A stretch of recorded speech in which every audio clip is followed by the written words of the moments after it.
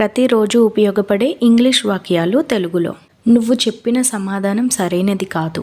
ఇప్పుడు ఎవరైనా మనకు ఒక ఆన్సర్ ఇచ్చారనుకోండి, మనం అడిగిన క్వశ్చన్కి ఆ ఆన్సర్ కరెక్ట్ కాదు అని చెప్పడానికి ఇంగ్లీష్లో మనం your answer is not correct అని చెప్పాలి.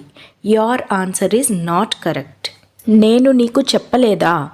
ఇప్పుడు మనం ఎవరికైనా ఒక విషయం చెప్పామనుకోండి, కానీ మనం వాళ్ళకి ఆ విషయం చెప్పినట్టు చెప్పలేదు అని దబాయిస్తున్నారు అనుకోండి, అప్పుడు మనం ఇంగ్లీష్లో ఇలా అడగాలి వాళ్ళని, డిడింట్ ఐ టెల్ యూ, నేను నీకు చెప్పలేదా, నాకు నవ్వాలో ఏడవాలో తెలియడం లేదు. ఈ సెంటెన్స్ని మనం ఎప్పుడు వాడొచ్చు అంటే, ఇప్పుడు మనకు కొన్ని విషయాలు చెప్తూ ఉంటారండి, ఆ విషయం విన్నాక మనకు నిజంగానే నవ్వాలో ఏడాలో సంతోషించాలో బాధపడాలో అర్థం కాదనమాట.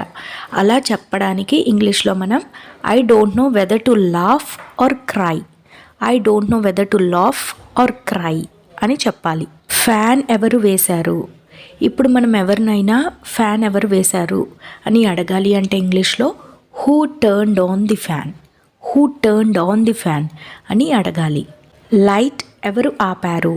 ఇప్పుడు మనం ఏదైనా వర్క్ చేసుకుంటున్నప్పుడు ఎవరైనా సడన్గా లైట్ ఆపారనుకోండి, అప్పుడు ఇలా మనం అడగొచ్చు అనమాట, who turned of the light, who turned of the light. నేనేం చెప్తున్నానో నీకు అర్థం కావట్లేదా. ఈ సెంటెన్స్ని ఇంగ్లీష్లో ట్రాన్స్లేట్ చేసి కమెంట్ సెక్షన్లో పెట్టండి. నేను కమెంట్స్ అనేవి చెక్ చేసి మీరు కరెక్ట్ రాశారో లేదో చెప్తాను, and at the same time answer అనేది నెక్స్ట్ షార్ట్లో కూడా పెడతాను. ఇటువంటి ట్రాన్స్లేషన్ సెంటెన్సెస్ ఇంకా చాలా ఉన్నాయి మన ఛానల్లో.